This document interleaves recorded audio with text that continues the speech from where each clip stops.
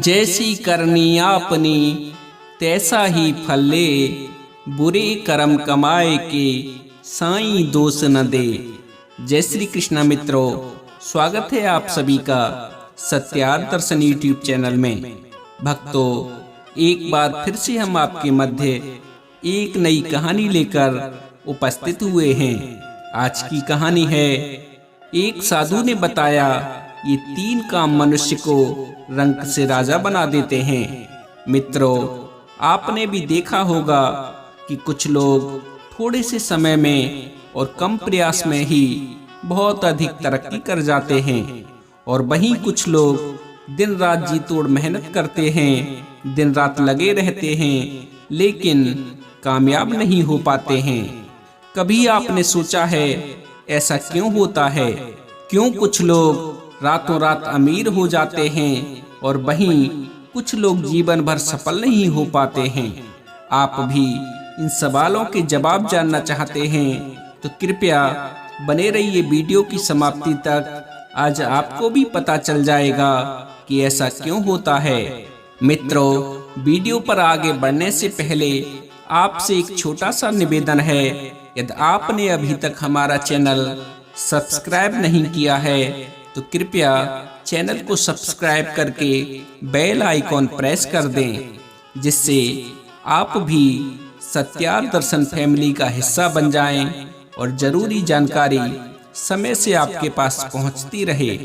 तो चलिए साथियों, आज की कहानी से जानते हैं कि वो ऐसे कौन से 3 काम हैं जिन्हें करने से व्यक्ति रंक से राजा बन जाता है। मित्रों, बहुत समय पहले की बात है।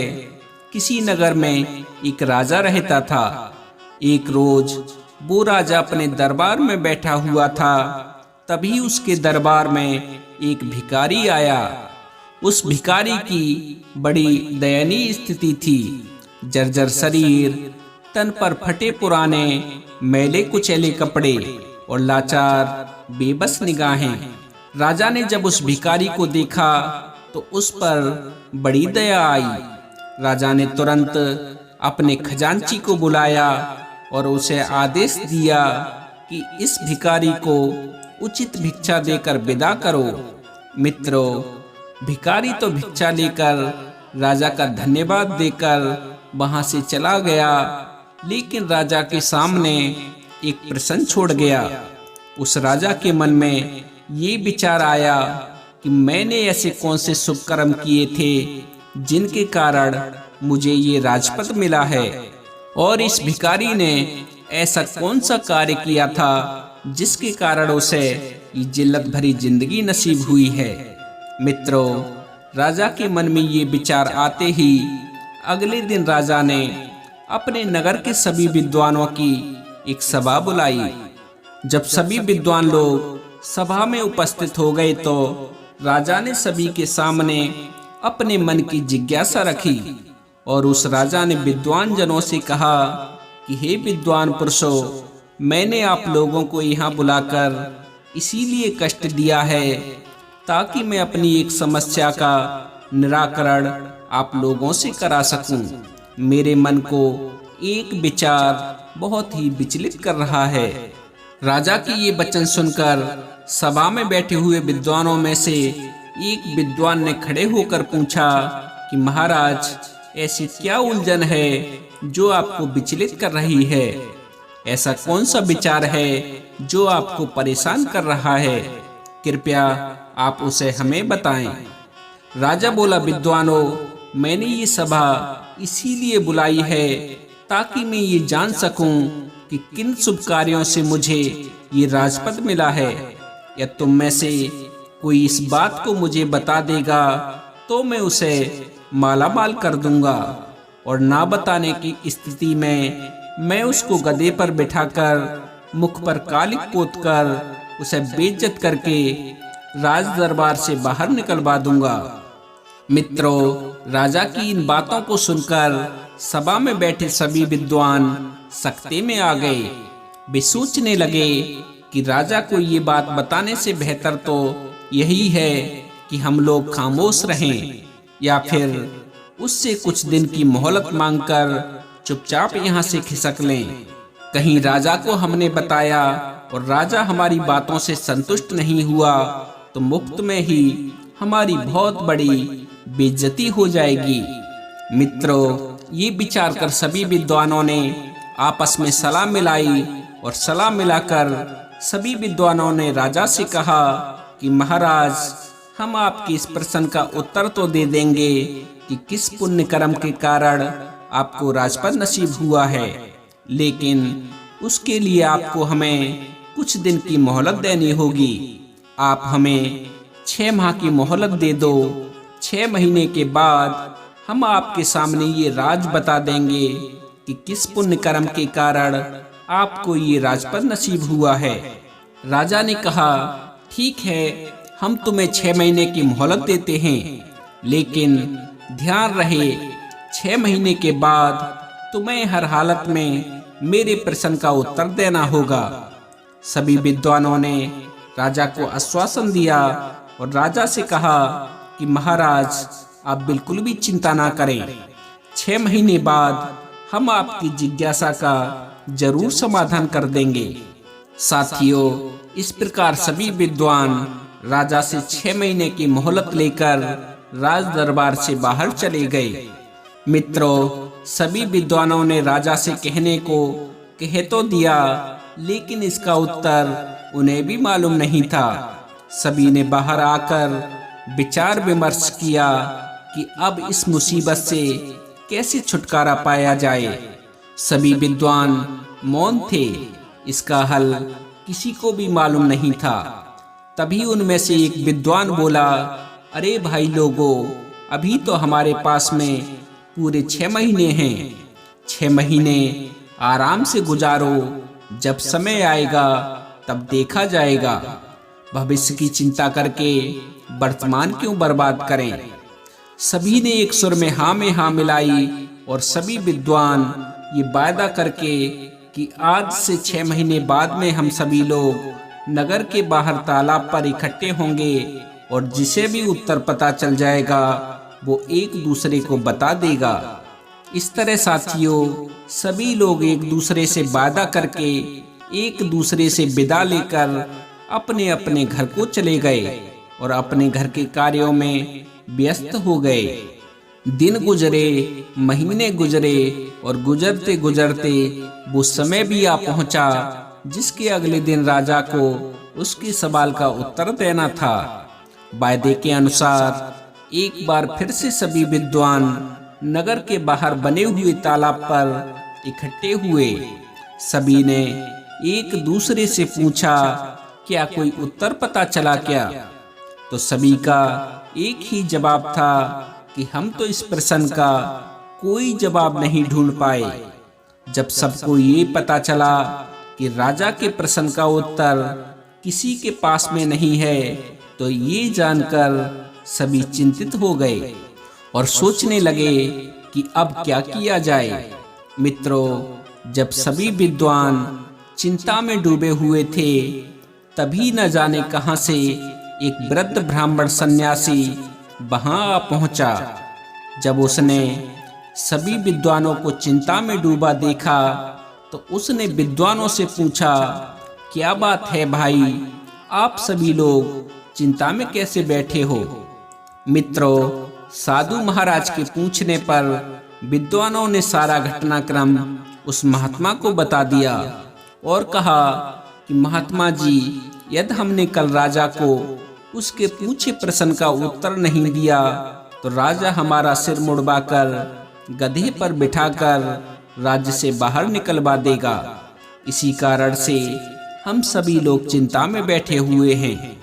मित्रों, विद्वानों के मुख से ये वचन सुनकर उस वृद्ध ब्राह्मण ने कहा, हे विद्वानों, अब तुम्हें चिंता करने की कोई आवश्यकता नहीं है, क्योंकि मुझे पता है तुम्हारे नगर के राजा को किस पुण्य कर्म के कारण राजपद नसीब हुआ है। सभी विद्वानों ने कहा कि सच महात्मा जी, आपको पता है? सन्यासी बोला, बिल्कुल। सभी विद्वान उस महात्मा के आगे हाथ जोड़कर बोले, महात्मा जी, यदि ऐसी बात है तो कृपया हमें बताओ ना कि किस पुण्य कर्म के कारण हमारे राजा को राजपद नसीब हुआ है। हम वायदा करते हैं हमें जो भी उपहार उस राजा से मिलेगा उसमें से आधा हम आपको दे देंगे। वृद्ध ब्राह्मण बोला, हे विद्वानों, मुझे आपसे कोई उपहार नहीं चाहिए। आप तो सिर्फ मुझे राजा के पास ले चलो, मैं स्वयं उसकी बात का उत्तर तुम्हारे राजा को दे दूंगा। मित्रों, उस वृद्ध ब्राह्मण की इन बातों को सुनकर सभी विद्वानों के चेहरे खिल गए। सभी विद्वान उस वृद्ध ब्राह्मण को लेकर राजा के दरबार में जा पहुंचे। उन्होंने उस वृद्ध ब्राह्मण का राजा से परिचय कराया और कहा कि राजन, ये वृद्ध ब्राह्मण आपके प्रश्न का जवाब दे देंगे। राजा ने कहा, कोई बात नहीं, मुझे तो मेरे प्रश्न का उत्तर चाहिए, चाहे आप दें या ये महात्मा जी दें। बताओ ब्राह्मण देवता, मुझे किस पुण्य कर्म के कारण ये राजपद मिला है। मित्रों, राजा की ये वचन सुनकर वो ब्राह्मण देवता बोला कि महाराज, यदि तुम सचमुच में ही ये जानना चाहते हो कि तुम्हें ही क्यों ये राजपद मिला है, तो महाराज, इन बेचारे विद्वानों को सताने से कोई फायदा नहीं है। तुम्हारे प्रश्न का उत्तर तो सिर्फ एक व्यक्ति ही दे सकता है। राजा ने आतुर सुर में पूछा कि कौन बता सकता है। तो वृद्ध ब्राह्मण बोला कि महाराज, यहाँ से 100 कोस दूर उत्तर दिशा में एक वन में एक वृद्ध महात्मा तपस्या कर रहे हैं। वो महात्मा राख खाते हैं, राख के अतिरिक्त कुछ भी नहीं खाते हैं और राख का ही मल त्याग करते हैं। वह महान दूरदृष्टा हैं, वही तुम्हारे प्रश्न का उत्तर दे सकते हैं।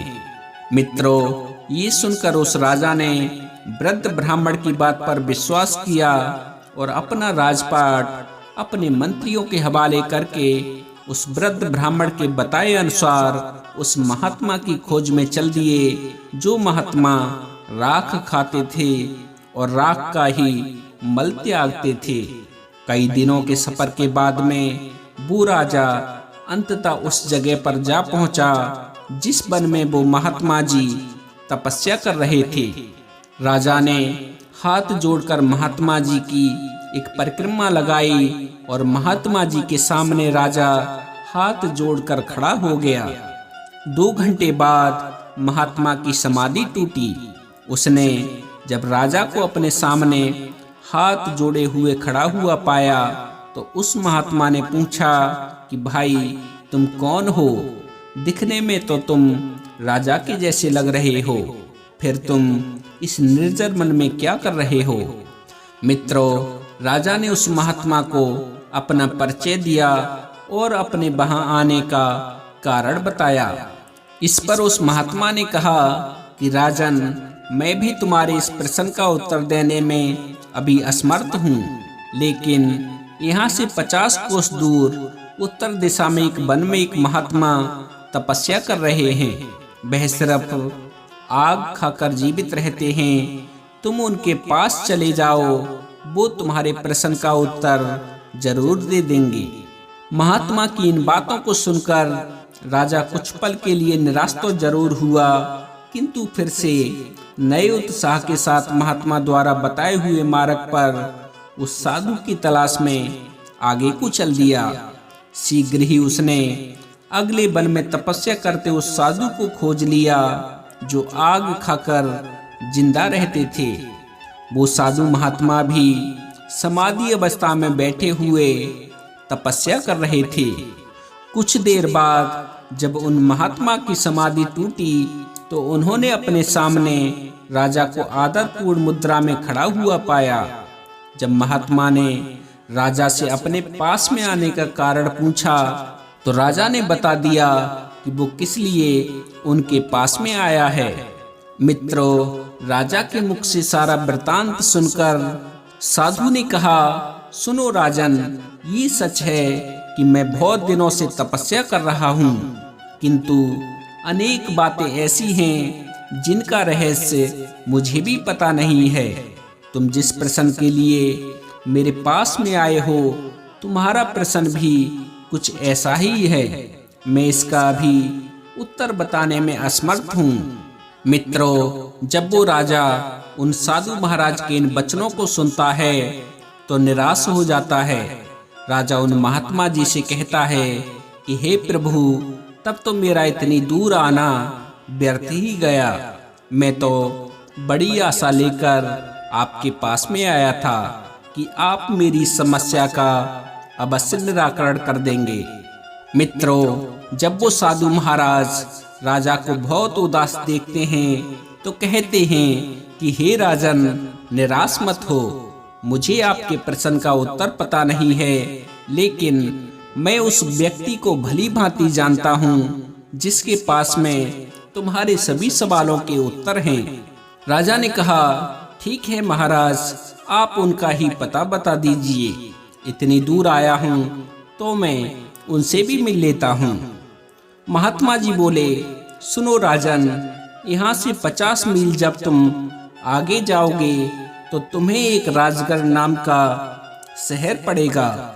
उस शहर में एक राम प्रसाद नाम का जाना माना वैश्य रहता है।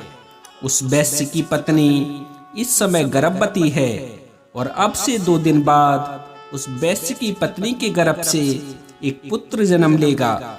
उस वैश्य के घर में पुत्र तो जन्म लेगा, लेकिन कुछ घंटे जीवित रहने के बाद उसकी मृत्यु हो जाएगी।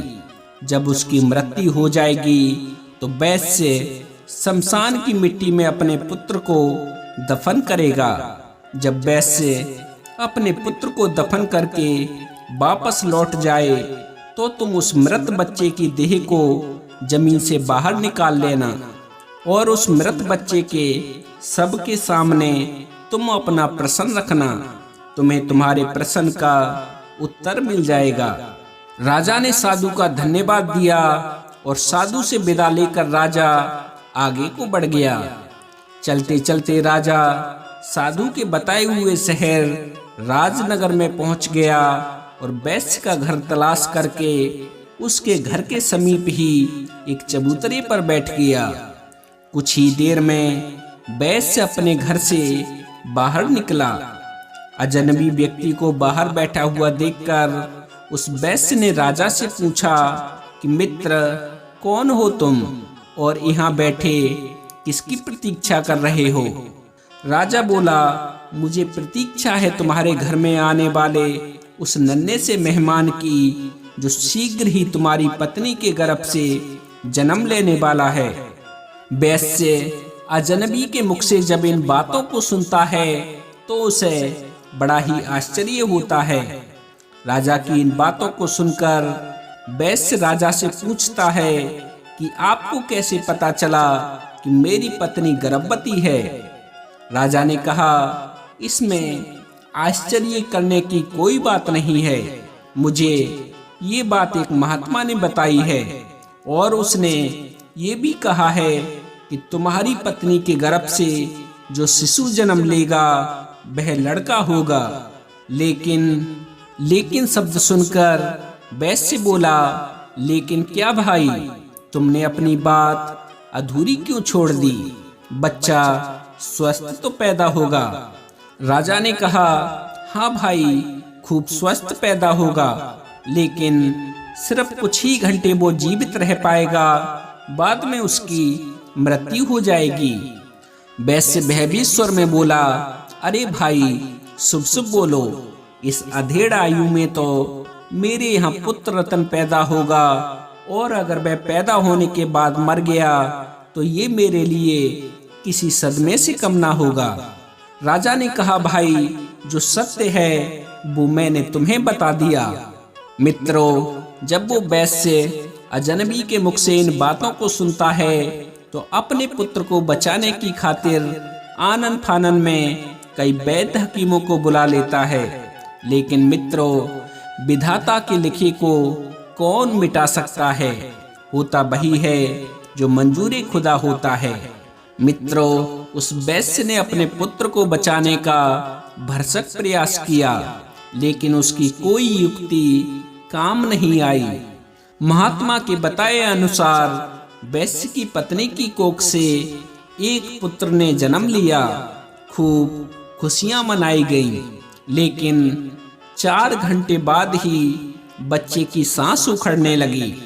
सभी वैद्य हकीमों ने बच्चे को बचाने के खूब जतन किए, लेकिन उनका कोई प्रयास सफल नहीं हुआ और वो बच्चा 4 घंटे की आयु जीकर शांत हो गया, यानी उसकी मृत्यु हो गई। जिस घर में कुछ देर पहले तक खुशी की शहनाइयां बज रही थीं, खुशी का माहौल था, बच्चे के प्राण त्यागते ही एकदम से मातम सा छा गया। वैश्य के घर में हाहाकार मच गया। वैश्य ने छाती पर पत्थर रखकर अपना कर्तव्य पूरा किया। उसने अपने बच्चे के शव को कपड़े में लपेटा और शमशान के लिए चल दिया। शमशान पहुंचकर वैश्य ने एक गड्ढा खोदा और उस गड्ढे में अपने कलेजे के टुकड़े को दफन कर दिया। मिट्टी डालने के बाद जब वो वैश्य नम आंखों से अपने घर को लौटने लगता है, वैसे ही ताक में बैठा हुआ राजा उस स्थान पर पहुंचता है, क्योंकि उस महात्मा ने कहा था कि जैसे ही वो वैश्य अपने घर को लौटे तो तुम्हें वो बच्चा जमीन से बाहर निकाल लेना है, या तुमने थोड़ा भी विलंब कर दिया फिर तुम्हारे प्रश्न का उत्तर नहीं मिल पाएगा। इसीलिए राजा वैश्य के जाते ही उस स्थान पर आता है और गड्ढे की मिट्टी हटाकर बच्चे को बाहर निकाल लेता है। मित्रों, जैसे ही वो राजा बच्चे को कपड़े से अलग करता है तो उसके आश्चर्य की सीमा नहीं रहती है। होता ये है कि वो मरा हुआ बच्चा फिर से जीवित हो जाता है और राजा से कहता है, क्या हुआ भाई, तुमने मेरी चिरनिद्रा में क्यों विघ्न पैदा किया है। बच्चे की इन बातों को सुनकर राजा अपना प्रश्न उस बच्चे को बताता है और कहता है कि मैं अपने प्रश्न के उत्तर के लिए तुम्हारे पास में आया हूँ। एक तुम ही हो जो मेरी शंका का समाधान कर सकते हो। राजा ने जब उसको अपनी समस्या बताई तो वह बालक बोला कि भाई सुनो, जिस कारण से या जिस कर्म से तुम्हें ये राजपद नसीब हुआ है वो एक लंबी कहानी है। यदि तुम ये जानना ही चाहते हो तो मैं वो कहानी तुम्हें संक्षेप में सुनाता हूँ। भाई, इस जन्म में तुम राजा हो। इस जन्म से पहले यानी पूर्व जन्म में तुम मेरे माजाए भाई थे। राजा आश्चर्य से बोला कि मैं तुम्हारा भाई था। तो बालक बोला, हाँ राजन, पूर्व जन्म में हम 4 भाई थे। तब हम एक आश्रम में रहकर विद्या अध्ययन किया करते थे।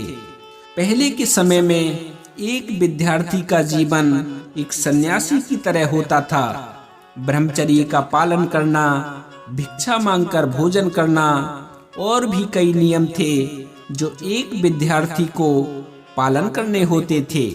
उन्हीं नियमों का पालन करते हुए हम 4 भाई एक साथ एक आश्रम में विद्या अध्ययन कर रहे थे। हम 4 भाई आश्रम के नजदीक नगर में भिक्षा मांगने जाया करते थे और जो कुछ भी भिक्षा हम 4 भाइयों को प्राप्त होती थी उसे हम 4 भाई मिलजुल कर बांटकर खा लिया करते थे। इस तरह से हम 4 भाई आश्रम में रहकर विद्या अध्ययन कर रहे थे और ये क्रम कई वर्षों तक ऐसे ही चलता रहा। किंतु एक दिन हम लोगों से एक बहुत बड़ी गलती हो गई। राजा ने उत्सुकता बस पूछा, कैसी गलती? तो बालक बोला कि राजन, बीच में मत बोलो, बस तुम मेरी बातों को सुनते रहो, क्योंकि मेरे पास बहुत ही कम समय बचा हुआ है। यदि वो भी निकल गया तो तुम्हारा उत्तर भी अधूरा रह जाएगा। राजा बालक की जब इन बातों को सुनता है तो एकदम से चुप हो जाता है। बच्चा आगे कहानी बताते हुए कहता है कि हे राजन, एक दिन रोज की तरह हम 4 भाई भिक्षा मांगने के लिए निकले। कई लोगों के घरों पर जाकर हमने भिक्षा के लिए आवाज लगाई, लेकिन किसी भी दरवाजे से हमें अन्न का एक दाना नसीब नहीं हुआ। उस दिन हम चारों भाई खाली हाथ ही आश्रम लौट आए, क्योंकि हम चारों भाइयों में से किसी को भी भिक्षा नहीं मिली थी। इस कारण हमने वो रात खाली पेट ही गुजारी। दूसरे दिन भी हम चारों भाइयों के साथ कुछ ऐसा ही हुआ। उस दिन भी हमें अन्न का एक दाना नहीं मिला, और तीसरा दिन भी हम लोगों ने भूखे रहकर ही गुजारा। किसी भी गृहस्थ ने हमें भिक्षा नहीं दी, उल्टे हमें ये कहकर दुत्कार दिया कि इतने हट्टे कट्टे होकर भी भिक्षा मांगते हो, तुम्हें भिक्षा मांगते हुए शर्म नहीं आती। उस गृहस्थ के ये अपमान भरे शब्द सुनकर हम तीनों भाइयों के सर शर्म से नीचे झुक गए। लज्जा के मारे हम तीनों भाई उस दिन से भिक्षा मांगने ही नहीं गए। लेकिन तुझे ये बात स्वीकार नहीं थी। तुमने कहा कि एक ब्रह्मचारी को लज्जा कैसी।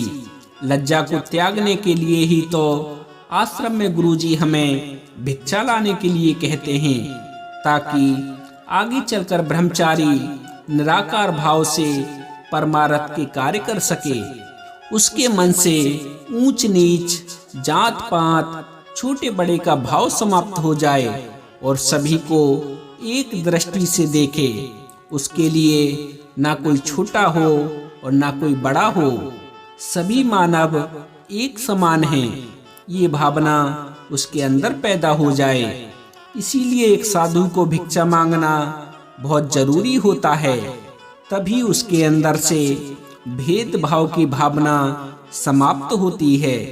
इसीलिए उस दिन तुम अकेले ही भिक्षा मांगने निकल गए। जब तुम भिक्षा मांगकर वापस लौटे तो तुम्हारी झोली में इतना आटा था जिससे 4 रोटियां तैयार हो सकें। हम तीनों भाइयों ने मिलकर तुम्हारे द्वारा लाए हुए आटे से 4 रोटियां बनाई और चारों रोटियों को आपस में बांटकर खाने की तैयारी करने लगे, क्योंकि हम चारों भाई 3 दिनों के भूखे थे। इसीलिए हम जल्दी से जल्दी अपनी भूख मिटाना चाहते थे। जब हम चारों भाई रोटी खाने ही वाले थे, तभी एक वृद्ध ब्राह्मण भोजन की तलाश में हमारे पास में पहुंचा। जब उसने हमारे हाथ में भोजन की थाली देखी तो उस वृद्ध ब्राह्मण ने हम चारों भाइयों से अपने अपने भोजन में से थोड़ा थोड़ा भोजन देने की प्रार्थना की, क्योंकि हम चारों भाइयों का भूख के मारे पहले ही बहुत बुरा हाल था। उस पर वो वृद्ध ब्राह्मण भोजन मांग रहा था। यह सुनकर हमारे बड़े भाई ने उस वृद्ध ब्राह्मण से कहा कि अरे ब्राह्मण देवता, तुम कहाँ से आ टपके? हम लोग तो पहले से ही 3 दिनों से भूखे हैं। मुश्किल से आज एक रोटी नसीब हुई है और तुम कहते हो कि उसमें से हम तुम्हें दे दें। यदि हमने तुम्हें अपनी रोटी दे दी तो हम क्या राख खाएंगे? और ये कहकर हमारे बड़े भाई ने अपनी रोटी खा ली और वो वृद्ध ब्राह्मण देखता ही रह गया। इसके बाद उस वृद्ध ब्राह्मण ने हमारे दूसरे भाई से अपने भोजन में से उसे थोड़ा भोजन देने का आग्रह किया। हमारे दूसरे भाई ने उस वृद्ध ब्राह्मण से कहा कि महाराज, यदि मैंने तुम्हें अपना भोजन दे दिया तो मैं क्या चूल्हे की आग खाऊंगा? और ये कहकर उसने भी अपनी रोटी खा ली। जब हमारे दोनों भाइयों से उसे निराशा हाथ लगी तो वो वृद्ध ब्राह्मण मेरे पास में आया। मैंने भी अपने दोनों भाइयों की तरह उसे टकासर जवाब दे दिया कि हे ब्राह्मण देवता, यदि हमने अपने भोजन में से तुम्हें भोजन दे दिया तो मैं मरूंगा या जीऊंगा। और ये कहकर मैंने भी अपनी रोटी खा ली। जब हम तीनों भाइयों से उस वृद्ध ब्राह्मण को निराशा हाथ लगी तो आखिर में वो वृद्ध ब्राह्मण तुम्हारे पास में पहुंचा और इस उम्मीद में वो तुम्हारी तरफ निहारने लगा कि शायद तुम अपने भोजन में से कुछ भोजन उसकी सेवा में अर्पित कर दो। हे राजन, जब वो ब्राह्मण तुम्हारे पास में पहुंचा तो तुमने बिना किसी हिचकिचाहट के अपने हिस्से वाली रोटी उस वृद्ध ब्राह्मण को दे दी। साथ ही यह कहते हुए क्षमा भी मांगी कि हे ब्राह्मण देवता, आज तो मेरे पास में एक ही रोटी है, आप इस एक रोटी को खाकर अपनी भूख मिटाइए।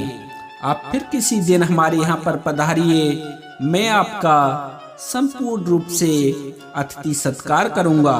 सो हे राजन, तब से हम सब भाई अपने अपने पूर्व जन्म में किए कर्म का फल भोग रहे हैं। उस दिन वो ब्राह्मण तो ऐब मस्तु कहकर चला गया और हम तीनों भाइयों पर मुसीबत का पहाड़ टूट पड़ा। यह कहकर बालक ने कुछ क्षण के लिए विराम लिया, फिर आगे बोला, हे राजन, जिस वृद्ध ब्राह्मण ने तुम्हें पहले साधु के पास जाकर उससे अपने प्रश्न का उत्तर खोजने के लिए कहा था, दरअसल वह वही ब्राह्मण है जो हमारे पूर्व जन्म में भोजन मांगने के लिए हमारे पास में आया था।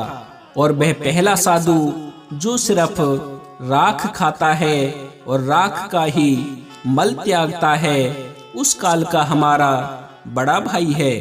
उसने ब्राह्मण से ये कहा था कि तुम्हें रोटी दे दूंगा तो खाऊंगा क्या राख। अतः ब्राह्मण के शाप से ही वह राख खाकर ही जीवित है। पहले साधु ने तुम्हें दूसरे साधु के पास में जाने का परामर्श दिया। वह दूसरा साधु दरअसल हमारा दूसरा भाई है जो सिर्फ आग खाकर ही जीवित रहता है। उसने ब्राह्मण के रोटी मांगने पर ये कहा था कि हे ब्राह्मण देवता, यदि मैं तुझे रोटी दे दूंगा तो क्या मैं चूल्हे की आग खाऊंगा। सो उस ब्राह्मण का शाप उस पर भी फलीभूत हो रहा है। आगे वो बच्चा उस राजा से बोला, हे राजन, अब आप मेरे विषय में भी सुन लो।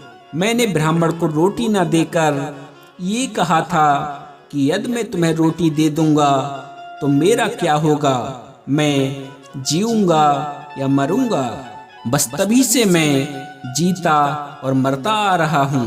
मैं नित्य किसी न किसी के यहाँ जन्म लेता हूँ और कुछ घंटे, कुछ दिवस अथवा कुछ महीने जीवित रहकर वापस मर जाता हूँ। और तब से ये घटनाक्रम नियमित रूप से चल रहा है। मित्रों, इतना कहकर बालक ने जब राजा को उसके विषय में बताना शुरू किया तो उसने राजा को बताया कि हे राजन, अब तुम अपने विषय में भी सुन लो। तुमने अपने हिस्से की रोटी उस ब्राह्मण को दी और स्वयं भूखे रहे। तुमने अपने आतिथ्य धर्म का पूरी तरह से परिपालन किया। अतः उन्हीं शुभ कर्मों के कारण इस जन्म में तुम्हें राजा बनने का अवसर मिला है।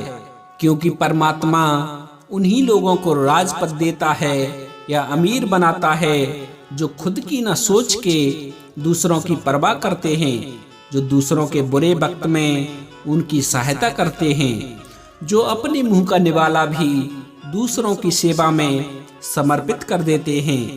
ऐसे लोगों को परमात्मा इस मनसा से अमीर बनाता है कि ये लोग अमीर होकर दूसरों के सुख दुख में उनका साथ निभाएंगे।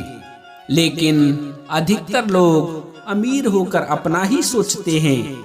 वो ये भूल जाते हैं कि ये अमीरी हमें हमारे पिछले जन्म के पुण्य फलों के कारण प्राप्त हुई है और परमात्मा ने हमें दूसरों की सहायता के लिए अमीर बनाया है। यदि हम पुण्य कर्म करेंगे, लोगों की सहायता करेंगे, तो इस जन्म में तो हमें परमात्मा ने अमीर बनाया है, अगला जन्म भी हमारा अमीरी में ही बीतेगा। इसलिए राजन, तुम्हारे लिए अच्छा यही होगा कि तुम अपनी प्रजा की, गरीब असहाय लोगों की और जरूरतमंद लोगों की भरपूर मदद करो, परोपकार के कार्य करो, ताकि तुम्हारा आगामी जीवन भी सुखमय बन सके। मित्रों, इतना कहकर बालक एकदम से चुप हो गया। उसकी आंखें बंद हो गईं, बाणी मूक हो गई और उसकी गर्दन एक ओर लुढ़क गई। राजा समझ गया कि ये बच्चा सिर्फ इतनी देर के लिए ही जीवित हुआ था। अतः राजा ने बड़ी सावधानी के साथ में उस बालक के शव को कपड़े में लपेटा और बड़े ही सम्मान के साथ उस बच्चे के शव को जमीन में दबा दिया। और जमीन में दबा देने के बाद राजा अपने नगर को वापस लौट गया, क्योंकि अब राजा को भी ये पता चल चुका था कि उसे किस कारण से ये राजपद नसीब हुआ है। तो मित्रों, ये थी आज की कहानी। आशा है इस कहानी से आपको भी पता चल गया होगा कि किस कर्म के कारण मनुष्य रंक से राजा बन जाता है और किस कर्म के कारण मनुष्य को जिल्लत भरा जीवन भुगतना पड़ता है। यदि आप भी अपना कल अच्छा चाहते हैं तो कृपया गरीब असहाय लोगों की मदद करें, जरूरतमंद लोगों की सहायता करें, माता पिता का आदर करें और ईश्वर का भजन करें, क्योंकि हमारा कल का किया हुआ कर्म ही भविष्य में हमारा भाग्य बन जाता है। जो अच्छा कर्म करते हैं वो सुख पाते हैं और जो बुरा कर्म करते हैं वो दुख पाते हैं। तो मित्रों, ये थी आज की कहानी जिसे आप अपने YouTube चैनल सत्यार्थ दर्शन पर देख रहे थे। आशा है आपको ये कहानी पसंद आई होगी।